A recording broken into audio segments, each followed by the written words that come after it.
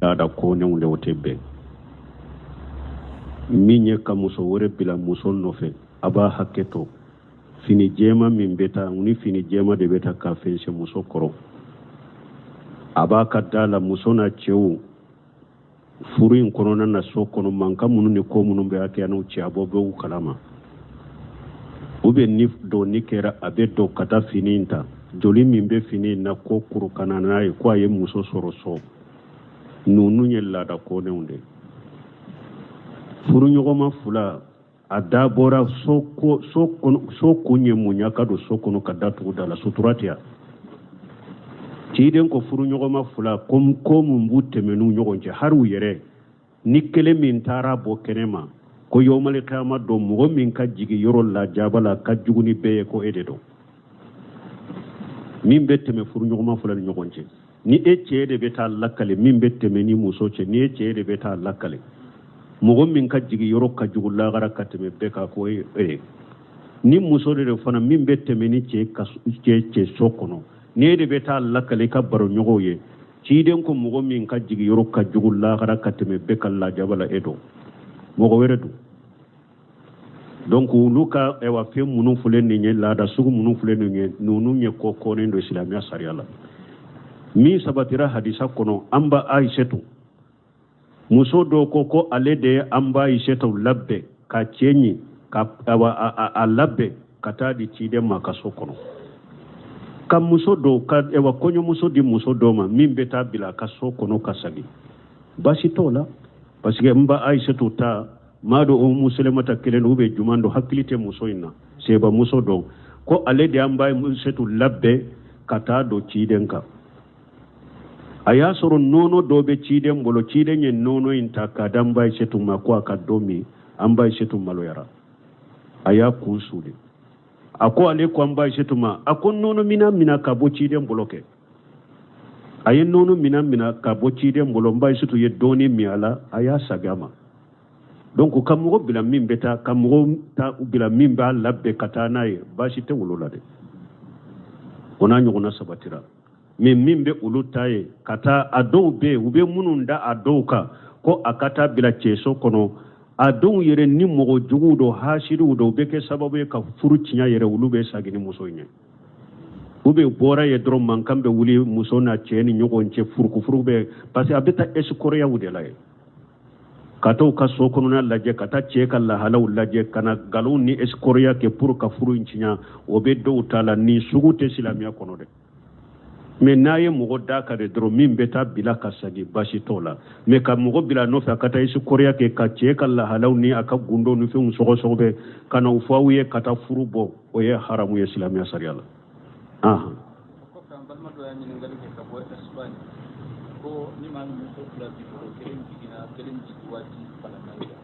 yalla i bɛ se ka dɔɔni bila kɔfɛ ka takhir ni dɔɔni jiginna i ka misi kelen san k'a kɛ denkundiw bɛ ye wa bon ko an balimakɛ dɔ bɛ kɔfɛ Espagne wa ko ale a ko muso fila b'ale bolo o muso dɔ in i ko a ko jiginna de yan muso fila b'i bolo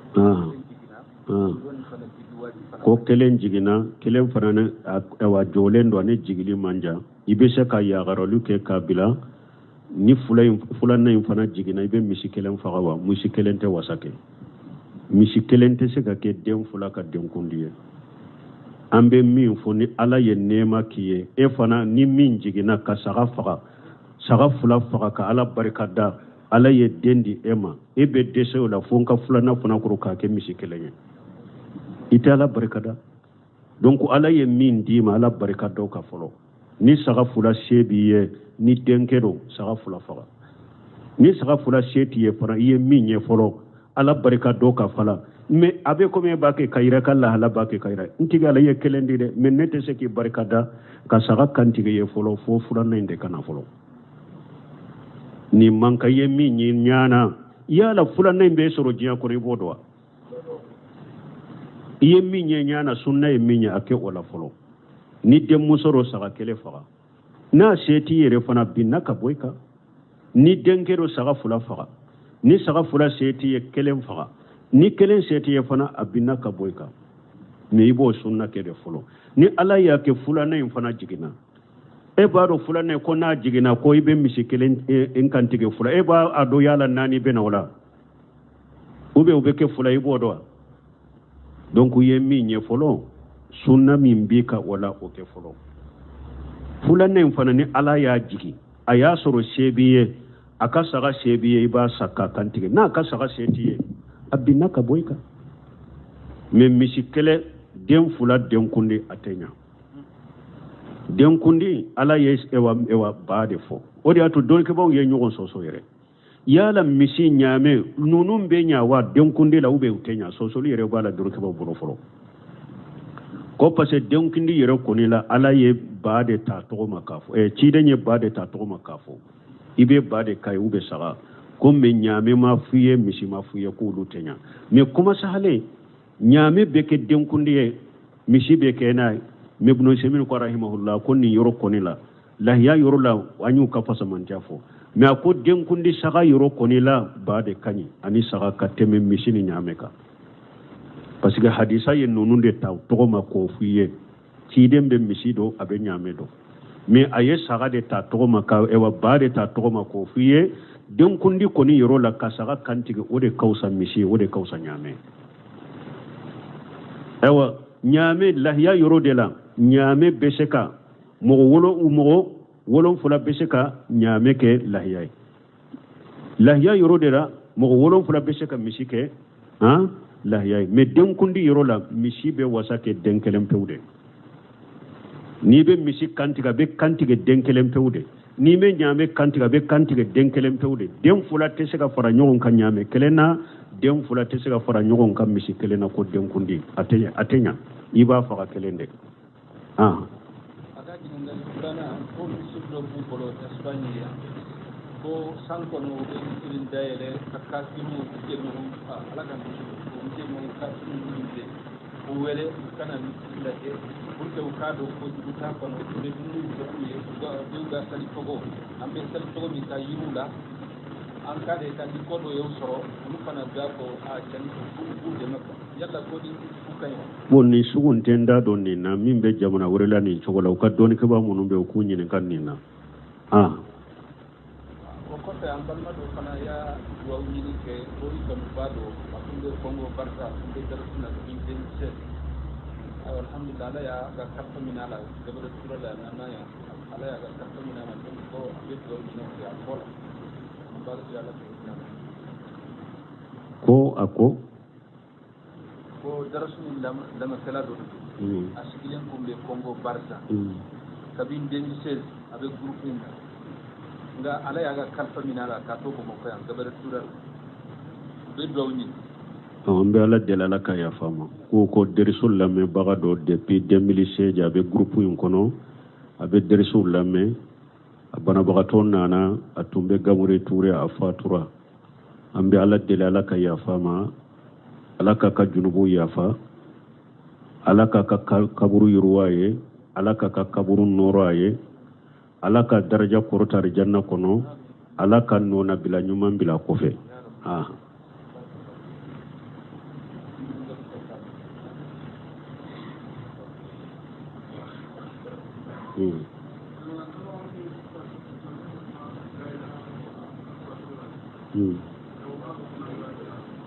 bo koni mogo min fatulu wata man la ilaha illallah fo be ko nango ayira Allah o te ko nango ayira mogo chaman be safana o te la ilaha illallah fo arjanna de unde do wala ate dilolen to koni man la ilaha fo isa to ye mogo ko nango ay mogo chaman be sa ala te la ilaha fo li no yaye mi arjanna dendo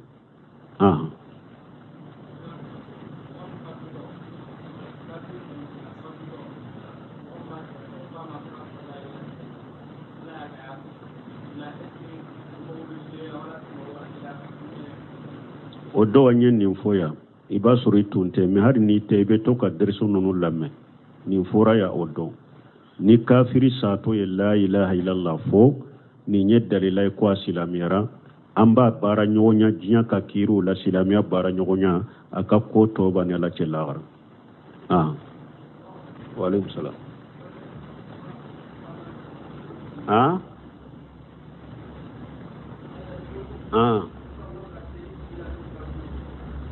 mame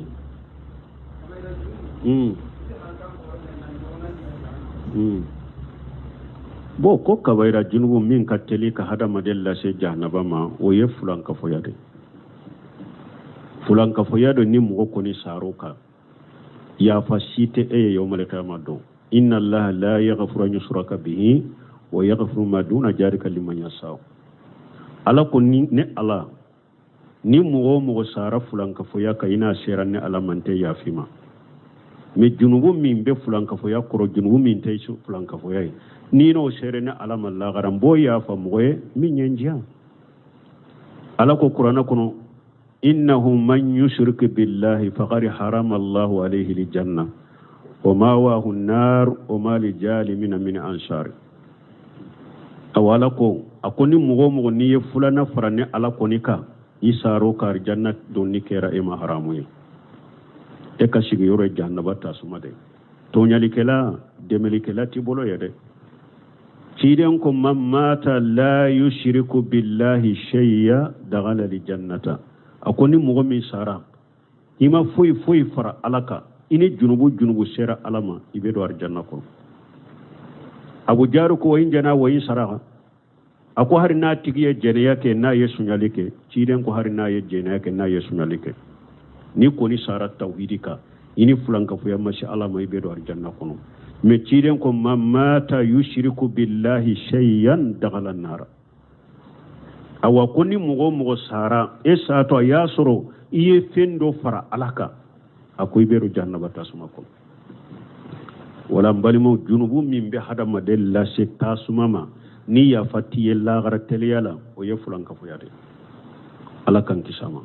junubu bela fulanka fuya kumba bade ka juguni junubu be o ko fe fulanka fuya fitini o ko fe bidiya balmo ni bidiya munu ni hadama de mbake katilon ko ke ni ya ku ka ko noya bidiya fulanka fuya ko fe junubu te bidiya bode fitina site bidiya bodina kono wodi ato tire atumbe tire nyere ka kutubaka kono wa anna khayrul hadith kitabullah wa khayrul hadi muhammad sallallahu alaihi wasallam wa sarra al umur muhaddathatuha wa kullu muhaddathatu bid'ah wa kullu bid'atu dalala wa kullu dalalatu fi an-nar wodato ciden ko kuma min kanyi kateme kuma be ko yala ka kuma qur'ana ako kanda sira min kanyi kateme kanda sira beka woye ciden ka kanda sirai awa ko min ka juguni ko beye woye ko kural de dinala ko min ka juguni ko beye wo ko kural de dinala ko kura be dinala bidia be fili be tasuma de kono wodi yato minye Fudayl ibn Iyad ako almashiyatu ahabbu ila iblisa albidiyatu ahabbu ila iblisa min almashiyati lianna almashiyatu yutabu minha walbidiyatu la yutabu minha wadiatu Fudayl ibn Iyad ko ako bidiya kadi shaytane iblisa ye kateme ala soso toka parce que ala soso la fule na ba ka ala sosola ale ba don be ko jugude mbe ala kutala ni ala yesranya donna dusukuna do me be tubi me akome bidia mo te tubi ode bidia dia ibulisa bidia mo te tubi parce que ala yere ko bidia mo ka kibariyala hal nunabbiukum bil aghsarina amala alladhina dalla sayuhum fil hayati dunya wa hum yahsabuna annahum yuhsinuna sunwa ala ko yalin ka kibare ya mo min perdilendo kateme beka oye mo de min ka bara ya filia ka jianya na moya kuna be filia benti ya bara wula me ale yere fana nyana ka bara kanyide ala ko ninde mo perdilenye abe filika me ale ta do ko abe filika wodi ya to mbari mo bidia ka jugude fulan ka fo yat temenen ko fe bidia de ka juguni ka bara jumbu toy misali la minye bidia akadi ibulisa ye kateme bidia mugo kadi ibulisa ye kateme jeni akelaka bidia mugo kadi ibulisa ye kateme dolominaka bidia mugo kadi ibulisa kateme mugo fakalaka donc bidia ye ko jugu bade sharral umur an kan yere korosi bidia ma de o de ya to na ya soro jamana ka karamogo munu mu dambi kata sunna ma nube jamana lafiya fe nube silamiya lafiya fe utunte tilen ko keni bidia dinala utunte bidia mogo masalaha uta tanu uta defa ute nyanoni ka kabwaka balawu min be bidia la kana dinala balawu min be dinala kana bidia la kana kafoma kana jamana uma wallahi ni karamogo tumbado haqiqa nube sir alanya jamana hinna bula ute tilen ko keni bidia donc ambe min fo yode junubu min bi la ila she jahannama materiala fulanka foya ni no koni sir alama ya fatte ni fulanka foya kumba bana fitini boray bidiya ni bidiya boray kabaira junubu to no boray junubu miso to ala kan kisi kantanga ambal ma do kana yani ngali de gabo ambola ko channa ko chedo de abdilla no ko muri ko ayatan samti tabade ya are ara do samti ya ara ko de kadi ko ne ara como hoy ve también poco chando ngale ni takibra tabaro era que no ya apoya jamabra me pa ma que ta bon non akana mo kanyin kadu perdi nin kuma suguye ambe ala delala kanna kanda alaka kanda ni limaniya bila adu sukun kono ko do de do e ko be mi angola wa bo ko angolan ka do ya biya kana ko do abanka drisul lamme ko ale mori ganay sambi sababu mori ganay la sibe sambi durni kola ambake kammin fo ko cinya de do ko me ale korola bo atese ka bo mori yala balma yi koro yale nyere de o de kanki metre o de kanki wajiba yere i ka bo mori yala parce que tado sisa saya bini ma wakati mi e de kanka sagi mene ede kanka sabi sarafu salihu do ani do benna dondola ako karasa ako isibe sanjolila ako sambi wolon fula ako sambi wolon fula e ba ke katama kata alama tora doni ka sade ako inna lillahi wa inna ilaihi raji'un ako ye kuma min foy ba korodowa ako akore moni ako eko ala de tayi be sagi kata ala de mo bon ni yere yado ala tayi ibe sagi kata alama ala bi nyinin ka fana fa aide lil suwali jawaba awa ni ala nyinin ka la gara jabu labbe be ala jabi ibe ala jabi jabu min labbe de e yere fule ka fo ko ibe sagi kata alama ni be sagi kata alama ibe kuma en korodo folo ni be sagi kata alama ala bi nyinin ka de la gara ewa ni ala nyinin ka jabu labbe de akon kanka mun ke sisa ako si min toraila tubi kata alama min temenai bolo ala na ya fay bolo hakke min tori ka sila ni ala min fa isa gi kata alama ola min temenai bolo ala no ya faye donc lameli kala min yenni fo am fana bendinde fo aye hakke min tori ka sima sagi kata alama jonna min temenai bolo ala na ya faye mi hada maden kana fo ibe junubuka kunne korola ndese ka bo mori ganayala hari bi e madda alala hari bi jigiti alaka i jigi jugu yani ala yedo ni e bora mori ganaya ina ala be nani nema minyala ka boyoro kaja e bodwa hari bi madda alala hari bi emi jigi da alaka hari bi i jigi jugu yani ala de o man yattaqillaha yaj'al Allahu makhrajan wa yarzuquhu min haythu la yahtasibu ni mo sirana alanye degun degu bi kala be boda kiye abi garjage ni yirola ireta miri ka garjage be bo yoromi o man yattaqillaha yaj'allahu min amrihi yusra ni mo sirana alanye ala bin nuya kiye ika kola o man yatawakkal ala allah fa huwa hasibuhu ni mo ya ka koda ala kala bi wasa ambal make amba fiye shagi jonna ika tubi ikata alama o de dakadila de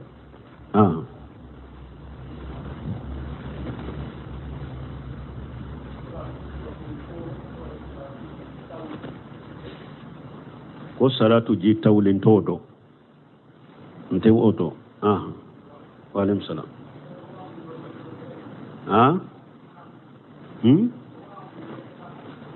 al-ihsanu o mo be juman ke kali ihsanu soro cide nyo fonye ali ihsanu anta abudallaha ka annaka tarahu akoy ka ala batude ka ke ko mi nyaade be alala kadda alala kaddan kanani ala koy ka ke ko mi nyaabe alala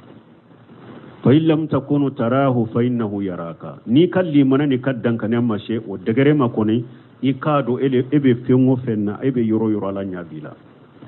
ihsanu ini alace o yenninde ihsanu ini alaka jow nyi nyugonce bajilu nada wa kaful aja o hitimali le aja ihsanu ini mugawce bajilu nada ikafunnan shirake katam alaka jowma wa kaful aja aniki ka tora mina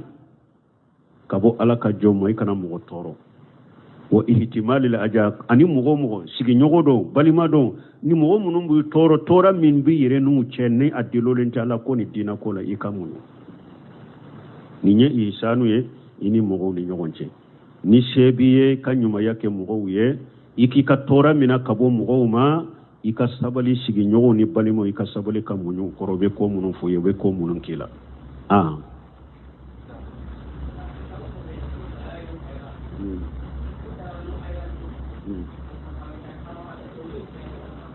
ko kitabu dobe ko dalailu khairati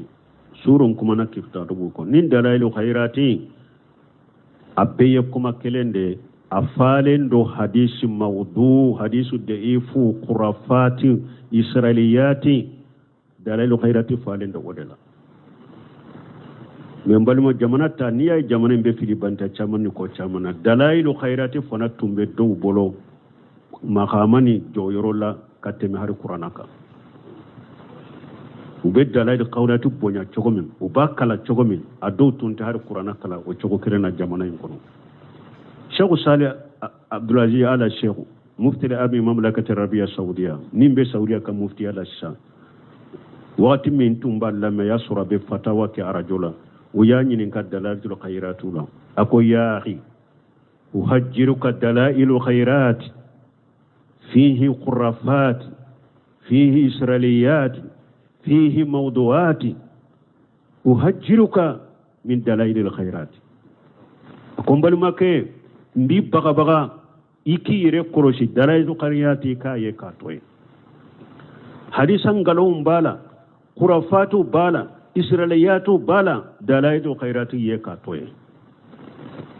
donc dalailu khairati o burudawo nunu nye kitabu fulaye mugo ko sunna ni aqida nyumambe mugo bolo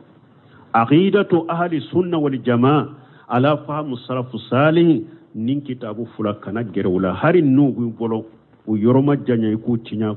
ko boy bolo pew kanu kala kana gerewla nin kitabu fula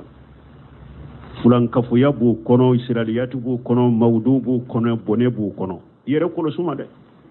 dalailu khairati ani burda ala kan tangala kan kishi do be nu fo nay nu fo ko e fana mo golla gosini fen nu ne doni soro chogo te sega doni soro ka jiya be bo ma ko to law Abdullah ibn Mas'ud yode ko ako al jama'ata ma wafaqa li haqq walau kunta wahdaka ما وافق الحق ولو كنت وحدك اكو جماعه دي مين بنيا تشيما هاري ني كلند بوكا او be jama ko min fo e kelen be se ka doni soro kateme be ka ba nema aw ma fanya doni ka ba yo men ni ante doni soro kateme jiya be ka ambe kuma munun fo jiya be ku wulike ni delila bu bolo ku wulike cinya tere ko jama be nin ka jiya be nin ka koy cinya yede mi ewa jama yede min be nasaba ma hari kelen baka imamu abu jayu ko ako alika bi asari man salafa wa ina rafadaka nas wa iyyaka wa ra'i rijal wa in jagharafuhu laka bil qawli al-imam abu jayu ko akom bima mo munun temena yinye ulude no mina de min sabatira ulubul hari ni be banila ako hari ni be banila mo munun temena yinye ulun no mina hari ni be banila ewa mbima yire koloshi hada madon ka hakilin namu ba monto kado dina kono yire korosama har nu ya mashiri yani kuma nyuma uye chogo yire korosama shaykhul islam bun taymiya fana ko ako man khalafa jami' al khalaqi ako ni mugo min nye dan fembe soso wa taba rasul sallallahu alaihi wasallam itugura tidon ko la yashaluhu allah amman khalafahu la yashaluhu allah min mukhalafati ahadin shaykhul islam bun taymiya ko ako ni mugo mi nye jiya be soso dan fembe ama fo jiya ko dan fembe ako ni mugo mi nye dan fembe soso me yitugura ciden ko sallallahu alaihi wasallam ako alati nyinin kam mugo si soso lima qiyama wala yashaluka allah am mukhalafati ahadin alati nyinin kam mugo si soso le munna ye karasa soso alati nyinin ka wala ako fa asma haja wa ati akon ni metilo la ikatugun nin ko de ni metilo la ikatugun nin ko ittabi wala tabtadi ako ketugo bagade kana bida do dina kono de mbaluma nun kuma munun ba umbolo ni aw e tara sigi radio soso wala kay ka bokali dilani yere kunye bokali min dilala idimito iddusu ko ba fe ka boyi kono kabbe amma ko bola kulu mutu bi khayjikum ayesa ala ta min nanya ya be fo ciden ta min nanya ya be fo jinya be katafa cide tabe yoro mi ambo fandela ala ka hatin mandama subhanakallahumma rabbuna bihamdika ashhadu an la ilaha illa anta astaghfiruka wa atubu ilaik la da ko ne wonde wotebe minye ka muso wore bila muso nofe aba haketo fini jema min beta uni fini jema de beta ka fense muso koro aba ka dala muso na chewu furu in korona na so kono manka munu ni ko munu be ake anu ci abobe u kalama ube ni do ni kera abe do kata fininta joli min be fini na ko kuru kana na e ko aye muso soro so nunu nyella da ko ne unde furu nyogoma fula ada bora so kunye munya kado so kono kadatu dala suturatia ciden ko furu nyogoma fula kom mbute menu nyogonje haru yere nikele min tara bo kenema ko yomale kama do mo min ka jigi yoro la jabala ka juguni be ko ededo min bette me furu nyogoma fula nyogonje ni cede beta lakale min bette me ni muso ce ni cede beta lakale mo min ka jigi yoro ka jugulla gara kateme be ka ko ni muso de fana min bette me ni ce sokono ne de beta lakale ka baro nyogo ye ciden ko mo min ka jigi yoro ka jugulla gara kateme be kala jabala edo mo go weredu donc luka e wa fe munu fulen ni la da sugu munu fulen ni nunu nye ko ne ndo islamia sariala mi sabatira hadisa kono amba aishetu muso do ko ale de amba aishetu labbe ka chenyi ka a labbe kata di cide makaso kono kam muso do ka e wa konyo muso di muso do ma min beta bila kaso kono kasali basi tola parce que mba aishetu ta mado o muslimata kelen ube jumando hakkilite muso inna seba muso do ko ale de amba aishetu labbe kata do cidenka aya soro nono dobe ciden bolo ciden yen nono inta kadam bay setu makwa kadomi ambay setu maloyara aya kusude ako ale ko ambay setu ma akon nono mina ka bo ciden boloke ayen nono mina ka bo ciden bolo mbay setu ye doni mi ala aya sagama donc kam go bila min beta kam go ta bila min ba labbe katana ye bashi te wolola de ona nyogona sabatira min be ulu taye kata ado be ube mununda adoka ko akata bila cheso kono ado yere ni mogo jugudo hashiru do be ke sababu ka furu cinya yere ulu be sagini muso nye ube bora ye drom man kambe wuli muso na cheni nyogo nche furu be parce abeta escort ya wude laye kata ka so kono na laje kata cheka la halaw laje kana galon ni escort ya ke pour ka furu cinya obe do tala ni sugute islamia kono de mais naye mogo dakare dro min beta bila kasagi bashi tola mais ka mogo bila no fa kata isu korea ke ka cheka la halaw ni aka gundo no fe sogo be kana ufawiye kata furubo o ye haramu ya islamia sariala ko kan balma do yani ngali ke ka bo Espagne ko ni man mo ko la bi ko kelen digina kelen digwati pala maya yalla yi sama doni la ko be ka dakhil ni doni jigina ikam shi kelensa ka ke de mun do be bo ko ambal make do be ko fe Espagne wa ko ale ko muso fula ba le bolo ko muso doyi iko ko jigina dia ko kelen jigina kelen fana wa jolen do ne jigili manja ibe se ka ya garolu ke kabila ni fula na fana jigina ibe misi kelen faga wa misi kelen te wasake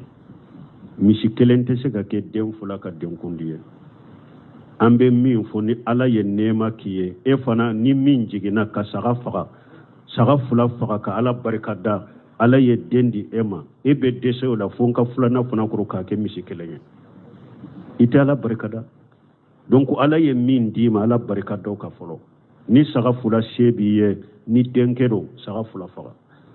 ni saga fula seti ye fana ye min ye folo ala barikada ka fala mais abe ko me ba ke kayira kala hala ba ke kayira ntiga la ye kelendi de men nete se ki barikada ka saga kantige ye folo fo fula na inde kana folo ni manka ye min ni nyana yala fula na imbe soro jiya ko ribo do ye min ye nyana sunna ye min ya ake wala folo ni dem musoro saga kele faga na seti yere fana binna ka boyka ni denkero saga fula faga ni saga fula seti ye kelen faga ni kelen seti ye fana abinna ka boyka me ibo sunna kede folo ni ala ya ke fula na fana jigina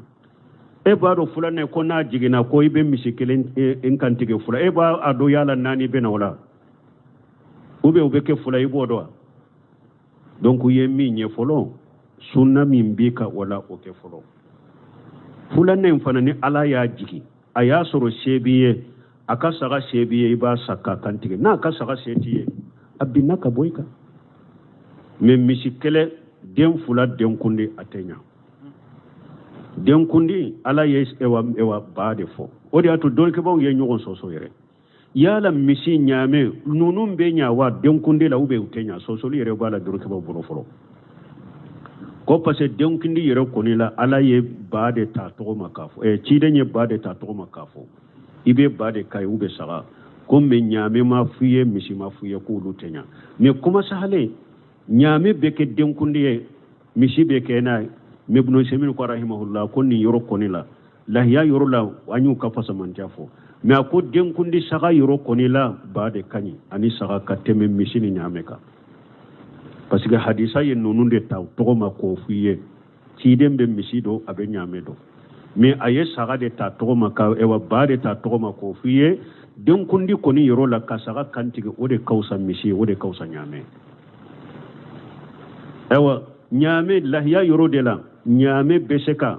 mo wolo fula beseka nyame ke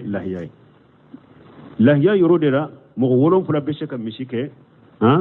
lahiya me den kundi yoro la misi be wasake denkelem pewde ni be misi kantiga be kantige denkelem pewde ni me nyame kantiga be kantige denkelem pewde den fula teseka fara nyogon kan nyame kelena den fula teseka fara nyogon kan misi kelena ko den kundi atenya iba faka kelende akati ngal fulana ko suddo bu bolo